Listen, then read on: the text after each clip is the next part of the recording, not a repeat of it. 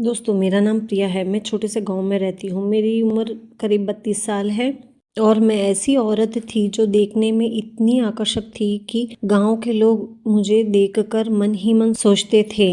उसकी आंखें बड़ी बड़ी और होठ इतने नरम कि मुस्कुराते ही दिल को छू जाए। उसका बदन बहुत खूबसूरत था, कमर पतली और घने बाल। मैं साड़ी में रहती तो लगता जैसे कोई सपने की रानी देख रहे हो, लेकिन घर के कामों में कभी कभी वो कुर्ता और लेगिंग्स पहन लेती थी। गांव के ठरकी टाइप के आदमी उसे देखते रहते थे। वो सोचते कि काश ऐसी बहू घर में आ जाती तो दिन और रात ऐसे गुजरते कि मजा आ जाता। लेकिन प्रिया की शादी हो चुकी थी अजय से, जो शहर में एक छोटी सी दुकान चलाता था और महीने में बस 1-2 बार ही घर आता था क्योंकि काम ज्यादा था। प्रिया का ससुर रामलाल था, जो अजय का सौतेला पिता था। रामलाल ने अजय की माँ से दूसरी शादी की थी जब अजय सिर्फ 7 साल का था। रामलाल उम्र में करीब 55 साल का था। मजबूत शरीर का आदमी था जो दिन भर खेतों में मेहनत करता और शाम को घर लौटता। वो प्रिया से हमेशा प्यार से बात करता, लेकिन उसकी बातों में कभी कभी एक अजीब सी गहराई आ जाती जो प्रिया को थोड़ी सोचने में मजबूर कर देती। उस दिन सुबह का समय था। प्रिया रसोई में नाश्ता बना रही थी।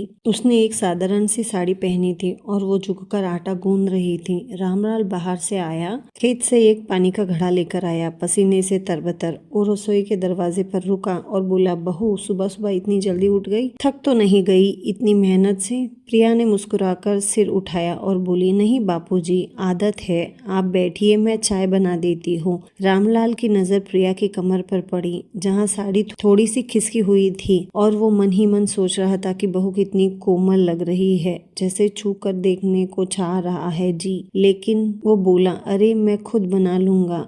तू इतनी नाजुक है, ज्यादा झुक मत, कहीं कोई तकलीफ न हो जाए। प्रिया को लगा कि बापूजी कितने फिक्र करते हैं। फिर वो चाय का कप भरकर लाई और रामलाल के सामने खड़ी रही। रामलाल ने कप पकड़ते वक्त प्रिया की उंगलियों को हल्के से छुआ। प्रिया ने हाथ पीछे खींचा लेकिन हंस दी। बापूजी, आप खेत में क्या करने गए थे इतनी सुबह? प्रिया ने बात बदलते हुए पूछी। रामलाल ने चाय की चुस्कियां लेते हुए कहा, बस फसल को पानी देना चाहता था। तू जानती है ना खेत में कितनी देखभाल करनी पड़ती है। कभी कभी लगता है कि मैं तुम्हें साथ ले जाऊं, काम आसान हो जाएगा। अकेले तो सब मुश्किल लगता है। प्रिया ने सोचा कि बापूजी अकेलेपन की बात कर रहे हैं और वो बोली, हाँ बापूजी, अजय भी तो शहर में व्यस्त रहता है। बापूजी ने कहा, मैं हूं ना, अगर कोई छोटा मोटा काम हो तो मुझे बता देना। रामलाल की आंखों में एक चमक सी आई। हाँ बहू, तू है तो घर में रौनक है। तेरी मदद से सब हल्का लगता है। फिर दिन चढ़ने लगा। प्रिया घर के कामों में लग गई। वो आंगन में झाड़ू लगा रही थी। बालों की छोटी थोड़ी ढीली हो गई थी और झुकते वक्त उसके बाल चेहरे पर आ रहे थे। रामलाल घर में ही एक कोने पे बैठा था, पुरानी डायरी देख रहा था, लेकिन उसकी नजर प्रिया पर टिकी थी। वो सोच रहा था कि बहू कितनी ताजगी से भरी लग रही है, जैसे कोई नई बहार आ गई हो। फिर रात को दोनों को नींद नहीं आ रही थी तो दोनों छत पर बैठे हुए थे। दोनों चांद को देख रहे थे।